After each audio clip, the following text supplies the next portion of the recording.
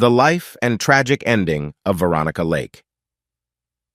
During the 1940s, Veronica Lake was a shining star in Hollywood, famous for her distinctive peekaboo-style blonde hair.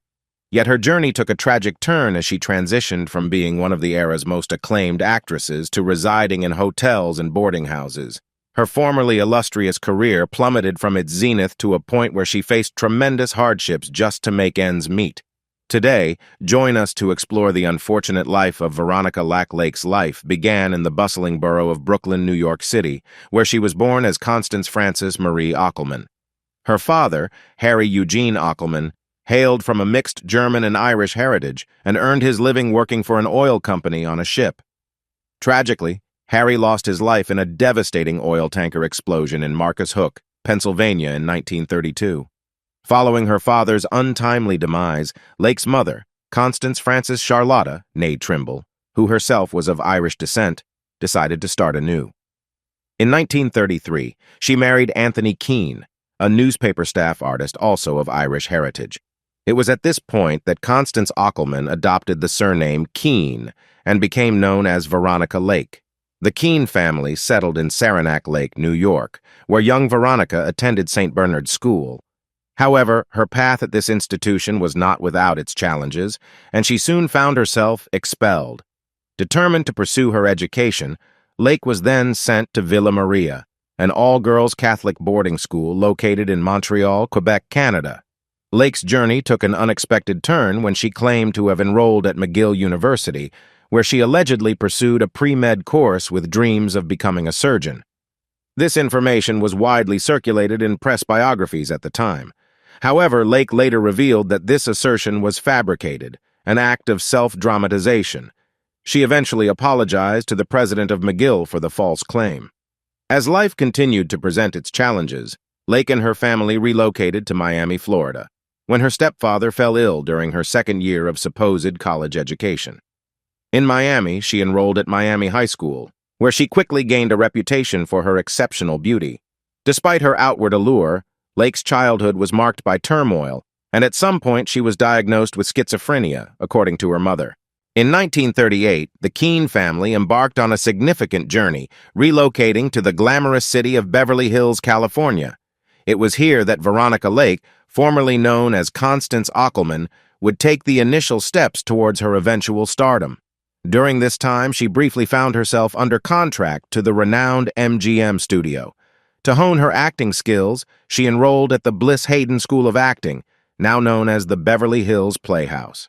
Lake's introduction to the world of acting was marked by a serendipitous friendship.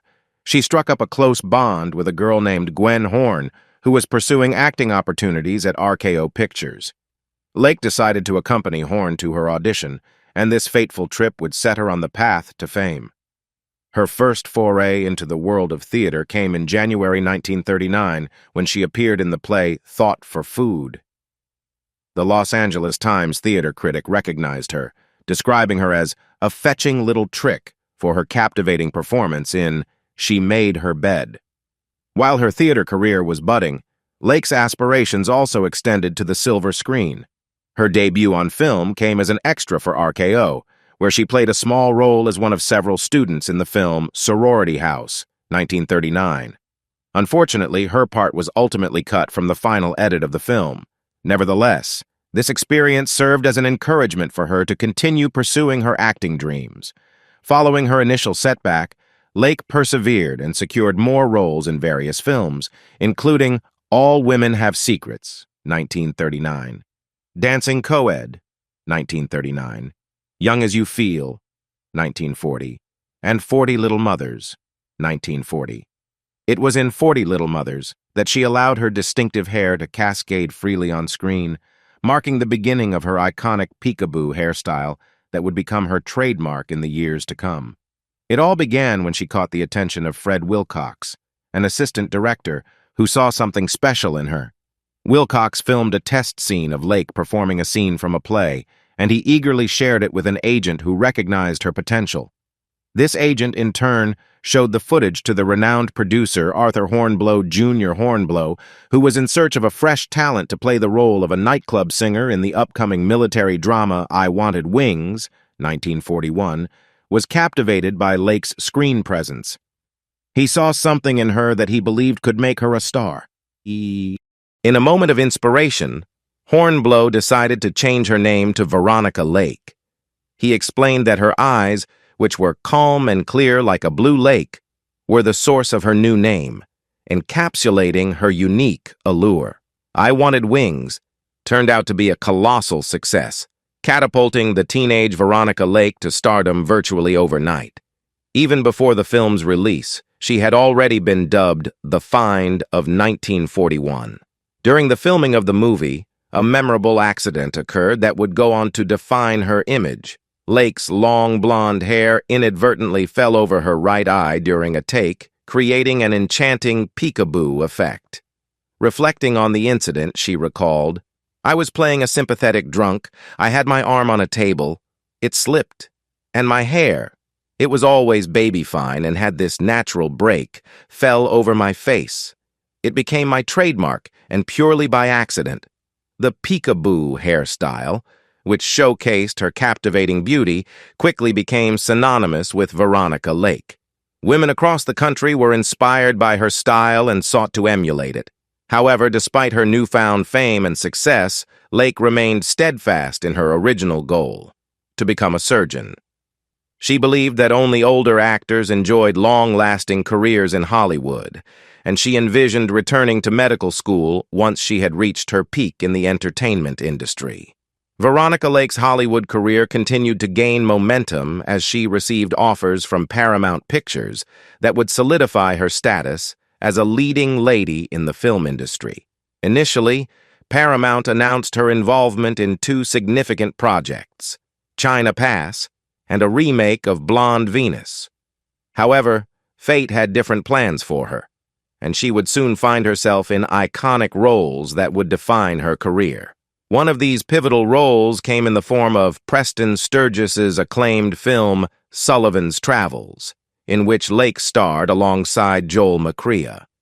This collaboration with Sturges and McCrea marked a significant turning point in her career, showcasing her versatility as an actress. Shortly thereafter, she stepped into the world of film noir, a genre she would become closely associated with her role in This Gun for Hire, 1942, where she shared the screen with Robert Preston and Alan Ladd. Her scenes alongside Ladd garnered substantial attention and popularity among audiences, leading Paramount to capitalize on their on-screen chemistry. As a result, Lake and Ladd were reunited in The Glass Key, a film in which she replaced Patricia Morrison in the leading role. While her partnership with Ladd was flourishing, Lake was slated to reunite with Joel McCrea in the comedy I Married a Witch. However, a twist of fate occurred when McCrea withdrew from the project, resulting in a delay in production. Frederick March ultimately stepped in to take McCrea's place. Despite this change, both films, I Married a Witch and Sullivan's Travels, were met with immense success, further solidifying Lake's reputation as a top-tier actress in Hollywood. However, Lake's thriving career came with its share of missed opportunities. She was initially set to co-star with Charles Boyer in Hong Kong, a project meant to reunite her with producer Arthur Hornblow Jr. Unfortunately, due to her commitments to other successful films, she had to forego this opportunity. As World War II engulfed the world and the United States entered the conflict, Veronica Lake's life took on a new dimension as she devoted herself to the war effort. She embarked on a nationwide tour, crisscrossing the United States with a noble mission to raise funds for war bonds. Her efforts weren't limited to fundraising, though.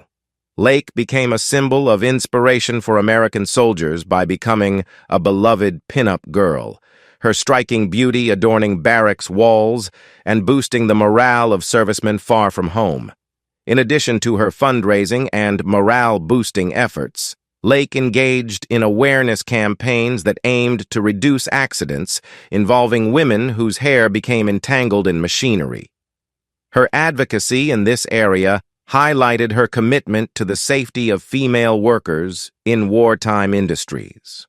Amid her patriotic endeavors, Lake managed to find time for her acting career. contributing her talents to films that reflected the wartime spirit. One of her notable appearances during this period was in Paramount's all-star musical revue, titled Star-Spangled Rhythm. In this production, she performed a memorable number titled A Sweater, Sarong, and a Peekaboo Bang, alongside fellow stars Paulette Goddard and Dorothy Lamour. This patriotic performance resonated with audiences and further solidified her status as a symbol of American resilience during the war. Despite her busy schedule supporting the war effort, Lake managed to star in one film in 1943, a remarkable patriotic-themed feature titled So Proudly We Hail. Here, she shared the screen with esteemed actresses Paulette Goddard and Claudette Colbert. In this emotionally charged film, Lake received critical acclaim for her portrayal of a nurse facing the depths of despair and hopelessness. Her performance resonated deeply with audiences, showcasing her versatility as an actress. At the pinnacle of her career during this period, Veronica Lake's talent and popularity were unmatched. Her dedication to both her country and her craft were evident, and her earnings reflected her success, with her weekly income reaching an impressive $4,500.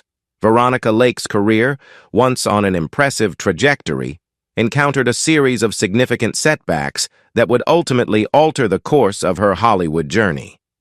Her initial success was marred by a complex personality that earned her a reputation for being challenging to work with.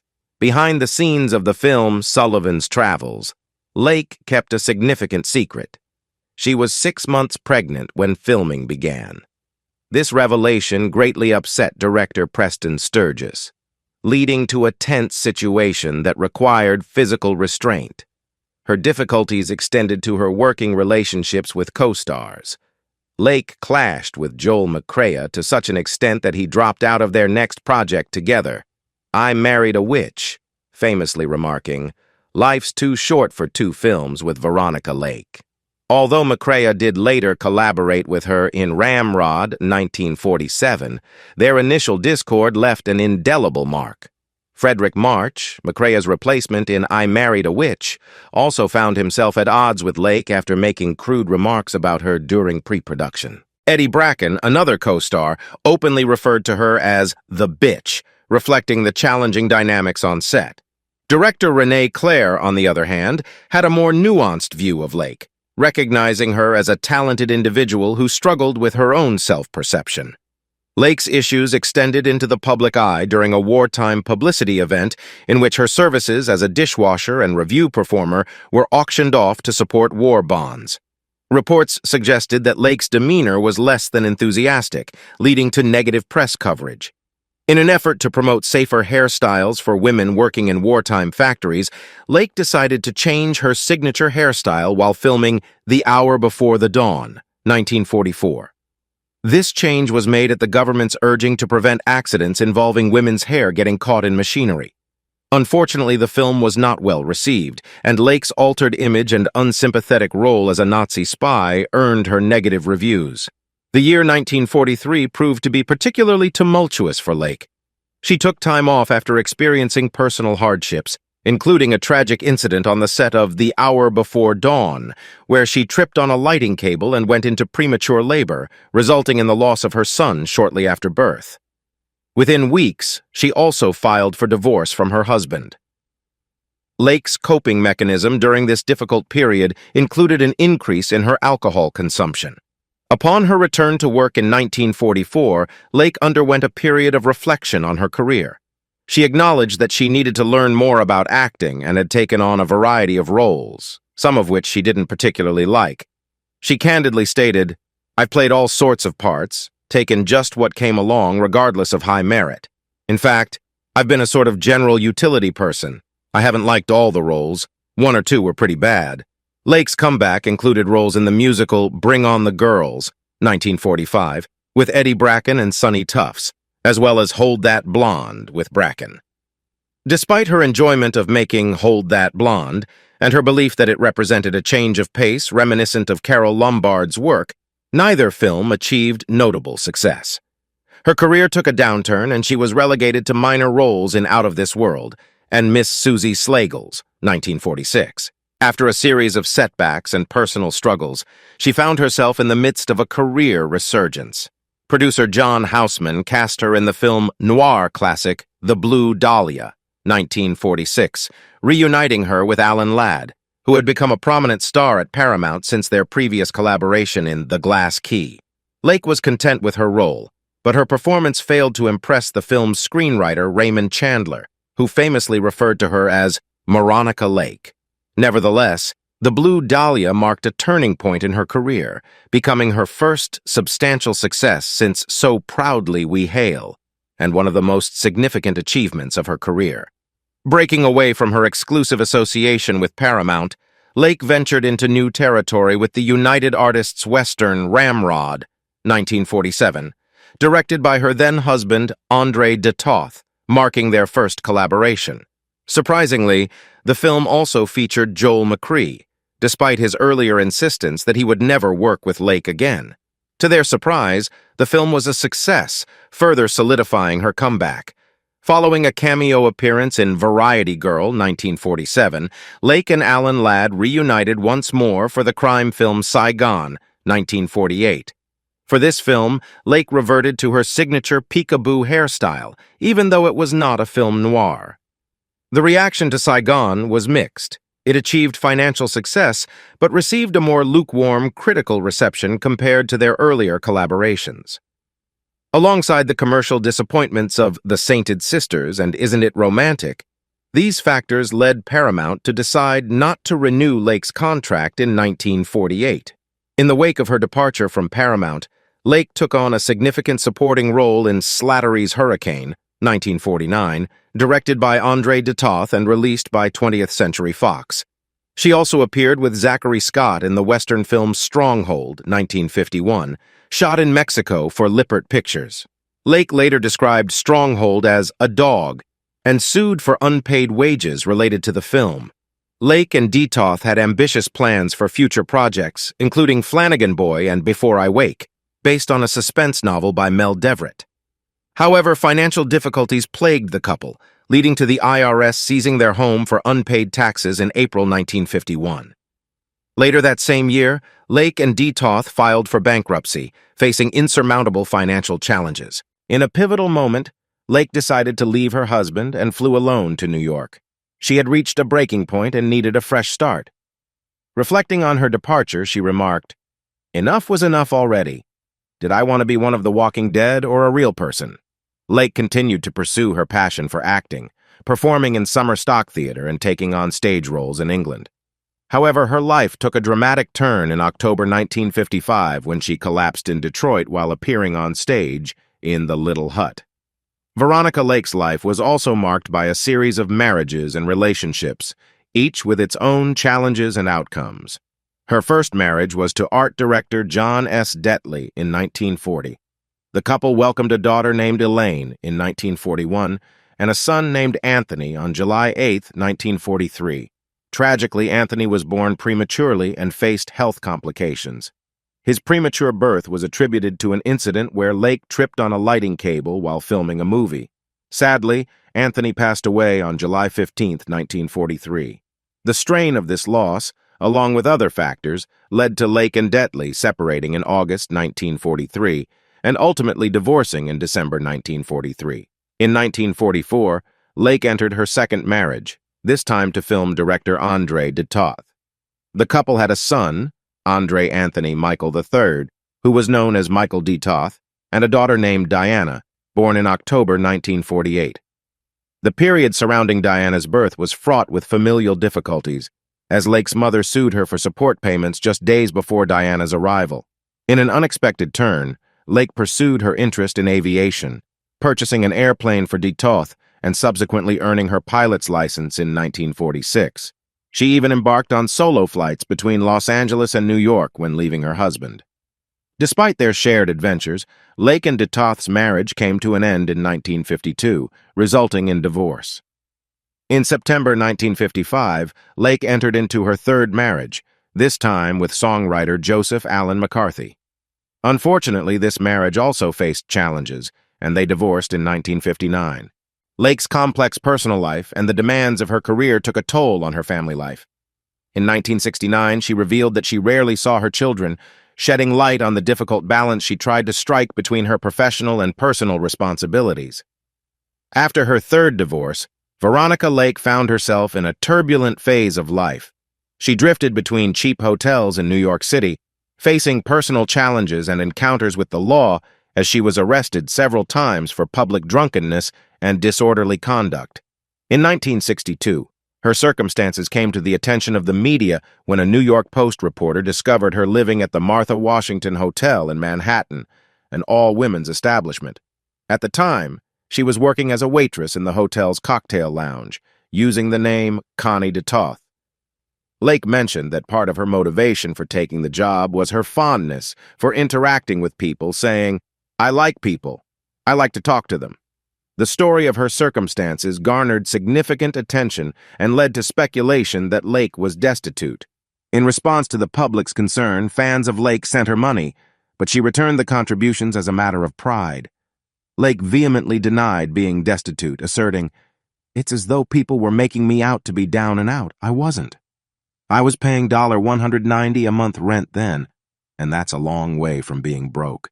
Nevertheless, the media coverage helped revive some interest in her career, leading to a few television and stage appearances, including her role in the 1963 off-Broadway revival of the musical Best Foot Forward.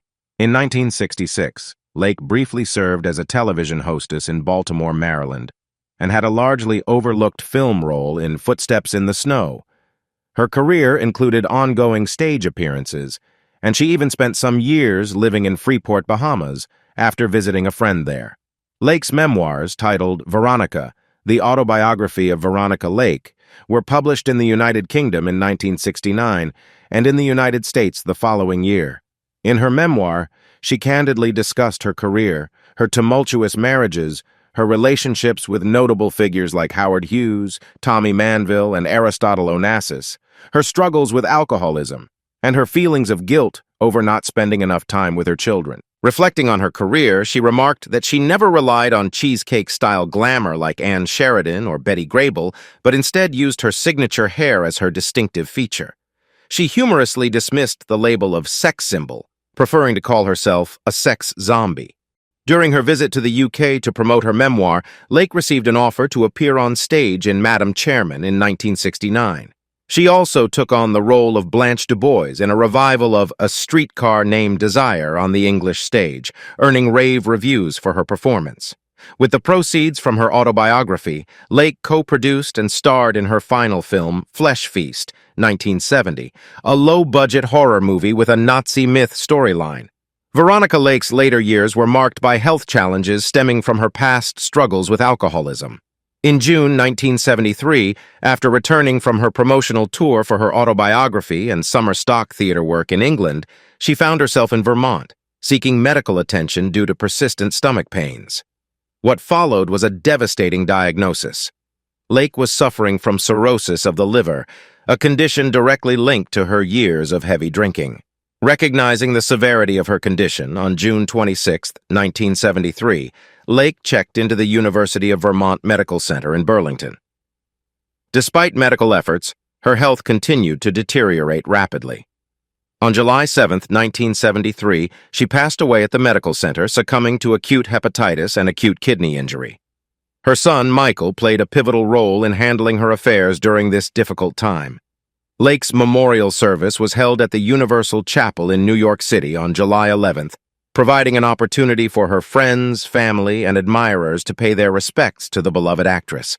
In accordance with her wishes, Veronica Lake was cremated, and her ashes were scattered off the coast of the Virgin Islands, symbolizing her connection to the sea and a sense of liberation. However, in a strange twist, it was reported in 2004 that some of Lake's ashes were discovered in a New York antique store, a bizarre and somewhat macabre postscript to her life story. What do you think about Veronica Lake's unhappy life? Leave us your comments in the section below. We hope you have found this helpful video.